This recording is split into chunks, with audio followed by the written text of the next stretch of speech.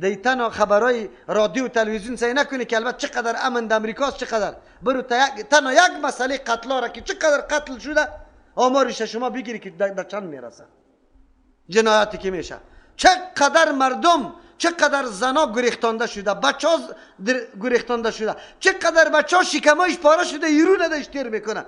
در مملکت اسلامی نه، در مملکت کفری. بری تو آمار گیری بکن. البته میگه فقط گپای جالب و چیسته نرم و زیبا را در تلویزیون ها مردم میبینه، یک ساحه را نشان میده، ولی خب امن است. تو برو امن. در نیویورک بانک جهانی زده نشده دزدی. ها چی میگی تو؟ یک دفعه اونجا بری فساد ببینی که حیرت بمانی که چی حال است. اون مردم نمیخواد قانون اسلام تطبیق شود.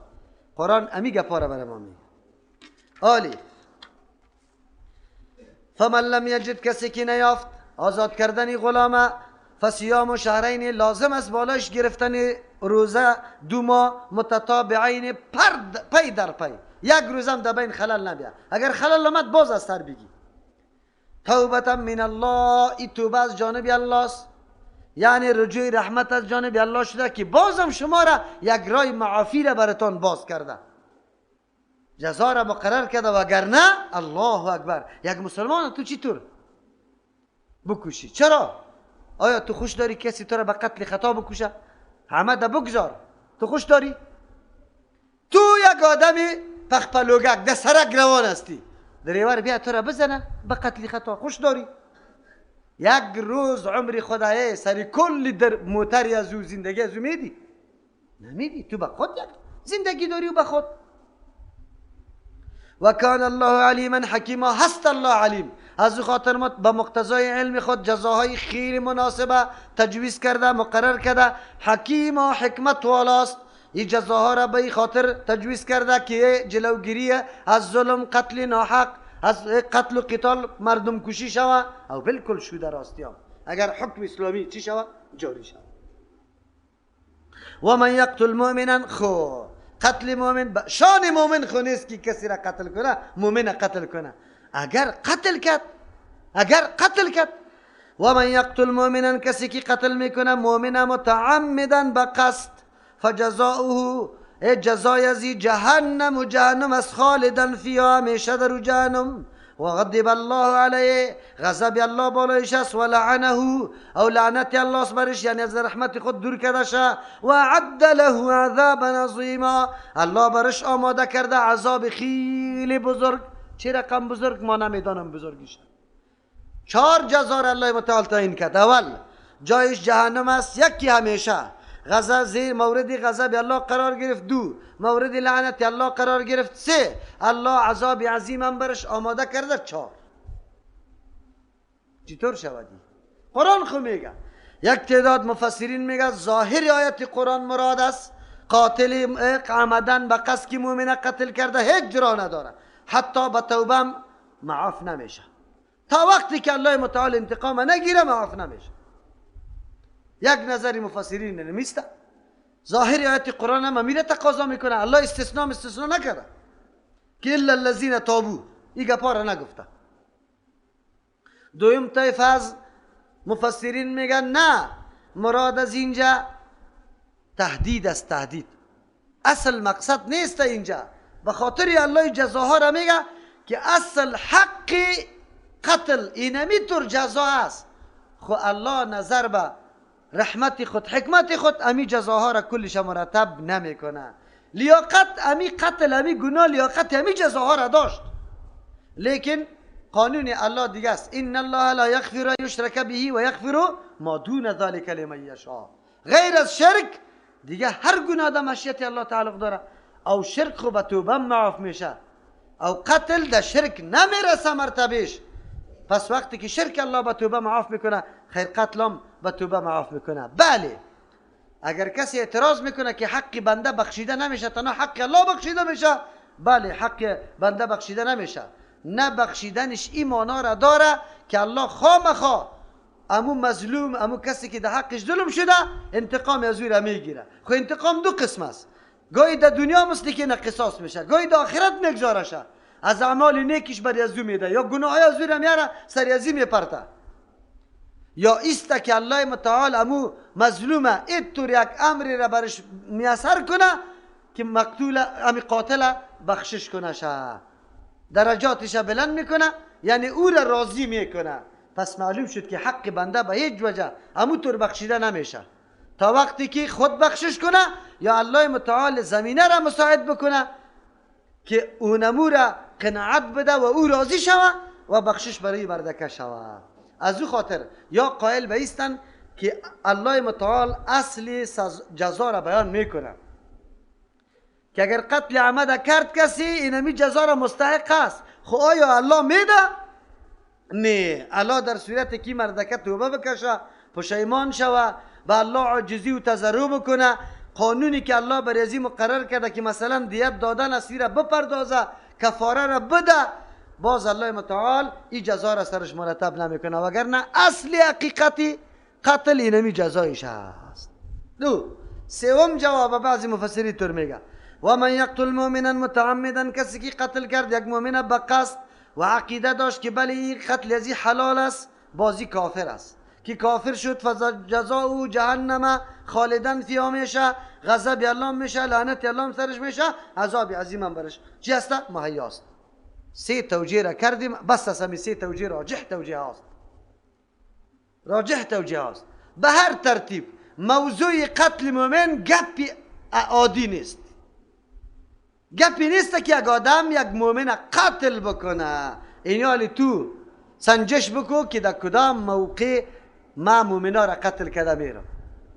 ما گفتیم استشهاد دیروزم یک کاکاریشتفید اینجا آمده بود که امروز آمده یا نه، ما گفتم سبا یا آیتا میآید. استشهاد چهار شرط داره که جایز شود، خاص به خاطر رضای الله، پول و پیسه را نگرفته باشه، رای دیگه مبارزه برای سرش مسدود باشه نمیتونه، دو عملش مؤثر بالای کافر دشمن باشه، سه چهارم ضررش به مسلمان زیاد نباشه از مفادش کرده که بس تا مسلمان میگیری قطع خون یک جای میکنی، کافر حتی بینیشان خون نمیشه. اینطوری عملیات ها باز جایز نیست، قرآن این اجازه نمیده، تو خونی مومن برات معلوم میشانه. یا ایها الذین آمنوا، این قتل بود. آلی قتل چند قسم است؟ یکی قتل چیست عمد است که با قصد توسط عالی که یک آدم کشته میشه قصد او را میکشی، قتل تفنگ شمشیر چیزی برنده او را میزنی. یکی قتل شبه عمد است، با این طور چیزی که غالبا آدم کشته نمیشه، چوب گرفته یا چیست سنگ گرفته یک آدم میزنی، خرد سنگ است اینی قدر آدم همونطور کشته نمیشه، گاهی اوقات برابر در یک جای میشه که آدم جای به جای میشه، این شبه عمد میگن. شبه عمد هم اینمی قتل خطا واری است، دیت کار داره، اما دیت از اون مغلظ است. امی دیت ها که داده میشه در ظرف 3 سال بعد پرداخته شود، تکمیل شود. لیکن در شبه عمد باز از این قدم چیست تغلیظ است، یعنی سختتر است. قتل عمد حکمش قصاص است، شبه عمد و خطا این دیت هم است، اگر مقتول مسلمان باشه کفاره هم است، حق الله سرش است و حق بندم. در قتل خطا اگر موتر میزنه کسی را، اگر یک کسی چیزی را چاره میکنه و مردم دو چی میشه میفته میموره، ایام دو هم داخل است. و همچنان مادر اگر سری اولاد خود چپه میشه، ایام در قتل خطا شامل است، کفاره سرش است.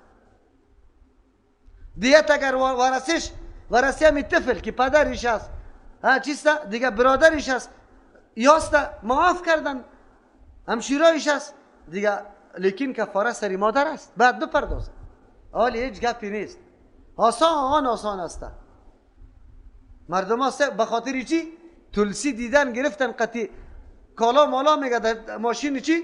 بگوی کالاشویی بچه خود قطعی از دو انداخت که حالا تلسی تیر نشو.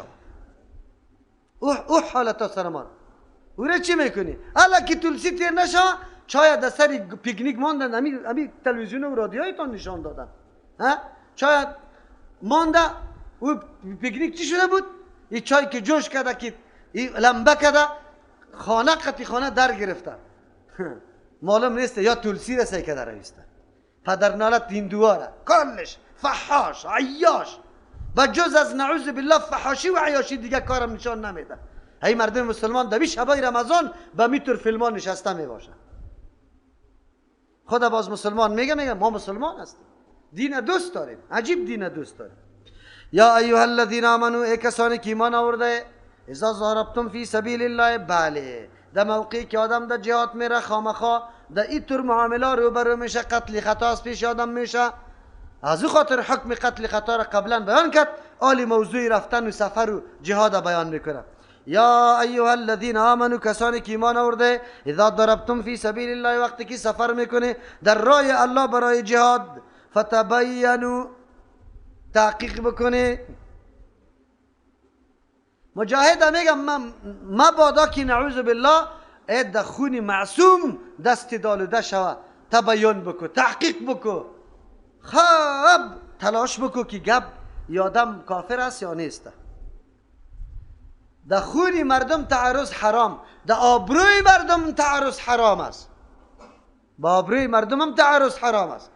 خون و آبرو یک حیثیت داره، خون، آبرو، مال بگوی و دیگه چی؟ دین، عقل، کلش یک حیثیت داره که الله جزاها را برش مقرر کرده. اگر کسی سرش تعرض میکنه، خیر آلی مردمی ما که مفتیا جور شده، مفتیا را میفهمی، عوام کلش مفتیست، هر کس فتوای کفر را میده. این بچه وابی شده، وابی بنزد زیوا چیست؟ عوام وابی کی را میگه؟ خبر داره؟ کافری که از یهود و نصارا کدام بدتر است. کافری که من در منطقه آمده بودم، به مردمی خود گفتم، من بسیار صحوه کردم پاکستان رفتم. گفت چرا؟ من گفتم باید یک چند وقت خط شما درس میخواندم. وای چرا میگی ما را اینطور خط شما درس میخواندم؟ من گفتم باید دیگه، مفتیا کلان مفتیا شماسته، چرا اینطور ما را میگی؟ من گفتم وای اینطور عادی لب و لب مفتیام نیسته که فتوای که نماز شده نشده، قبله درست است نیست، اینطوری فتوا هم نداده. فتوای کفر یک آدم میده، کفر یک آدم. ما کی فتوای کفر؟ من گفتم خب یک آدم، یک ملا دعا به هیئت اجتماعی نکرده، شما چی میگی؟ گفت ما وابی. من گفت وابی کی را میگه؟ گفت دیگه شن نمیفهم، خزروس کرده خیلی بد است. یکیش چی میگه؟ که پیش من یک روسی نشسته باشه، یک وابی، اول وابی را میزنه. آلی هم اینمی مردم همی عقیده را داره و در ادنا عمل فتوای کفر صادر میکنه، وابی برش میگه، کافر برش میگه. خب قرآن میگه که با آبروی کسی تعرض نمیتونی، تحقیق بکو که گپ چقدر واقعیت داره. تهمتا در جان علما بسته میشه، تهمت بسته میکنه که فلان عالم اینطور گفته. شیخ الاسلام ابن تیمیه رحمه الله گفته که الله سر عرش است، مواره سر چوکی نشسته، پایای خودش شور میده. اولین باعث حق جویی ما اینمی گپ شده. خب در پشاور آمده بودم از سوات، کتاب میخریدم در کتابخانه، یک مولوی صاحب مرا گفتم مورد شیخ الاسلام ابن تیمیه چی میگی؟ من دیگه نو رفته بودم، خب معلومات نداشتم، اقا میترسیدم که هیچ پرسان نکو، از وابی ها زیاد میترسیدم که وابی نشم، پنجپیر نشم. در یک مدرسه از امو خاطر اول درسی خود در یک مدرسه خواندم که دارالعلوم احناف برش میگه. خب دارالعلوم احناف، من گفتم این حنفی هاست دیگه. در میرزو شب قدر یک قریه است در اونجا بود. برای که پرسان که شیخ الاسلام چی میگی؟ من گفتم یک مجسمه است دیگه، او عقیده داره که الله جسم ثابت کرد. کجا؟ من گفتم خود کتابایش هست. گفت اینجا کتابایش هست. گفت برای من نشان بده.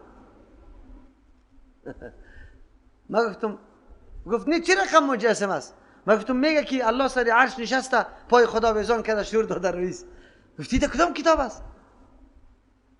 مرا که محکم گرفت، من یک کمی تنازل کردم. من گفتم میگه که الله سر عرش است، این خو میگه. گفتی خو عقیده امام ابو حنیفه رحمه الله است، او هم خیر مجسم است. کلپی تلخیص به شرح عقیده تحویه فعلا کمیالی ما و شما اینیالی میفروشیم چه 50 روپیه. هیرا تاکت از ابوالعز حنفی شرح ازو بود. یکی خود عقیده تحویه است، متن است که کم است. بعد از علمای بسیار کم علمای اینمی متن عقیده، اینمی عقیده سلف است، عالم حنفی نوشته کرده.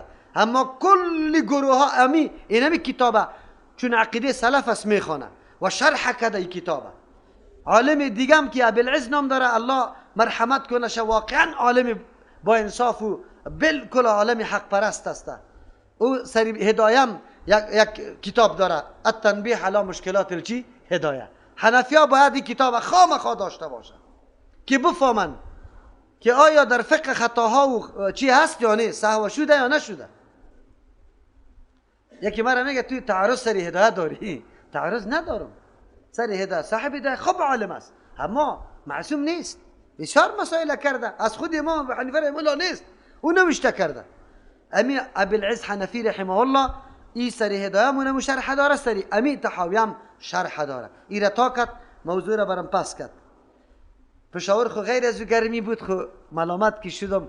خلاصه برات بگم که بدنم یک دم عرق کرد، اینطور عرق کرد که خود شور داده نمیتونستم و با وجدانم ملامت شدم. اموجا تعهد کردم که دیگه بی تحقیق فتوا نمیدم، گپ نمیزنم. پس از او رفتم یک رساله شیخ الاسلام ابن تیمیه رحمه الله را پیدا کردم، در مطالعه قرار دادم.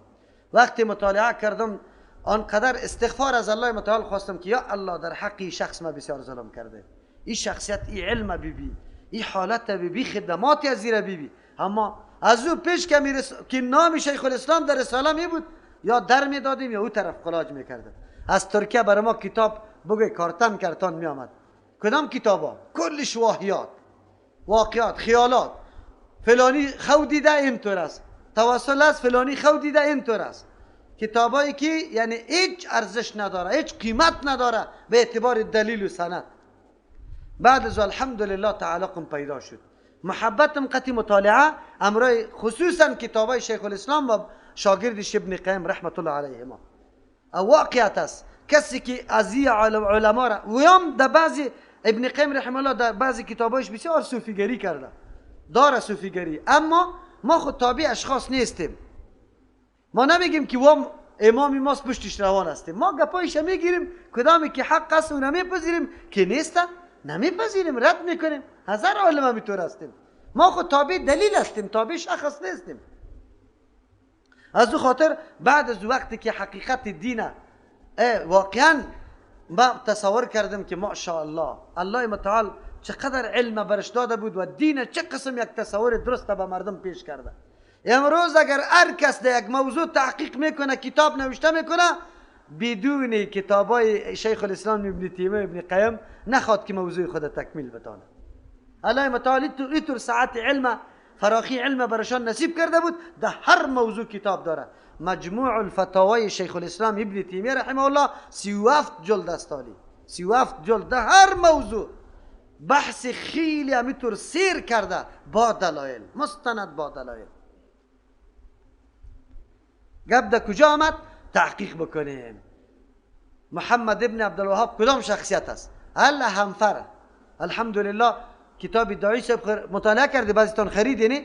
خصوصا جالبترین بحثش کدام بحث است؟ جنرال متقاعد و عالم اسلامی که ما بین خود چی داره؟ گفتگو داره. مطالعه کرده؟ بسیار. دگروال است یا نه؟ جنرال متقاعد است یا دگروال متقاعد قطعی عالم اسلامی بحث داره، بسیار جالب است. واقعا اگر کسی انصاف داشته باشه، پشت تنگ نظر نباشه، تعصب نداشته باشه، شخصیت محمد باز میشناسه که محمد ابن عبدالوهاب کی بود و چی کرده. اگر نه که کسی تعصب داره او هیچ کتاب مطالعه نمیکنه. ما خب به این خاطر که داعی صاحب یک شخصیتی است که در خانواده پیرا پیدا شده، پدرها و باباهای از یا پیر بوده، از این خاطر این کتاب بسیار جالب است که مطالعه شود. نه تنها در مورد محمد ابن عبدالوهاب بلکه در مورد کل شخصیت های اسلامی نظر انسان چی میشه؟ جور میشه که آدم چه قسم باشه امرای کسا. خب قرآن وقت بر ما گفته یا ایها الذین آمنوا، کسانی که ایمان آورده، اذا ضربتم فی سبیل الله، وقتی که سفر میکنه در راه الله، فتبینوا، شما خب تحقیق بکنه. تبین چی را میگه؟ وضاحت برای خود حاصل کنه، مسئله را خیلی روشن بسازه. چرا؟ به خاطر که مرتکب کدام قتل ناحق نشوه، یک آدم مسلمان باشه و او را شما به قتل رسانده باشه. ولا تقولوا، نگوی شما، لمن القا، برای کسی که پیش میکنه برای شما، الیکم، برای شما، السلام، سلام پیش میکنه، لست مؤمنا، که تو مؤمن نیستی، سلام پیش میکنه. سلام صلح را میگه. نگوی برای کسی که القا پیش میکنه الیکم برای شما سلام صلح را لست مؤمنا که تو مؤمن نیستی صلح را از خوف و ترسی جانی خود میکنی ماندنیت نیستی میکشیم تا الله میگه نه اینطور کار نکن بپذیری همی گپی از ایرا یک مراد از سلام در اینجا مراد از سلام اینجا همی سلام است سلامی که ما شما یکی دیگه خدا میگم اگر ولا تقولوا نگوی لمن برای کسی که القا پیش میکنه الیکم برای شما السلام علیکم براتون میگه لست مؤمنا که تو براشان بگوی که تو مؤمن نیستی از خطر جان خود سلام چاپلوسی میکنی برای ما سلام مندازی نه بپذیرم میره دو توجه سوم ولا تقولوا نگوی برای لمن برای کسی که القا پیش میکنه برای شما الیکم برای شما السلام کلمه که دلالت بالای سالم بودن میکنه مسلمان بودن میکنه اگرچه السلام علیکم نمیگه میگه انا مسلمون یا انا چیستا معتقدون بدینکم ما معتقد به دین شما هستم ما مسلمان هستم هر علامه که دلالت بالای اسلامش میکنه برای شما پیش کد بپذیره چرا؟ شما مکلف به قبول کردن ظاهر هستی مکلف به معلوم کردن باطن نیستی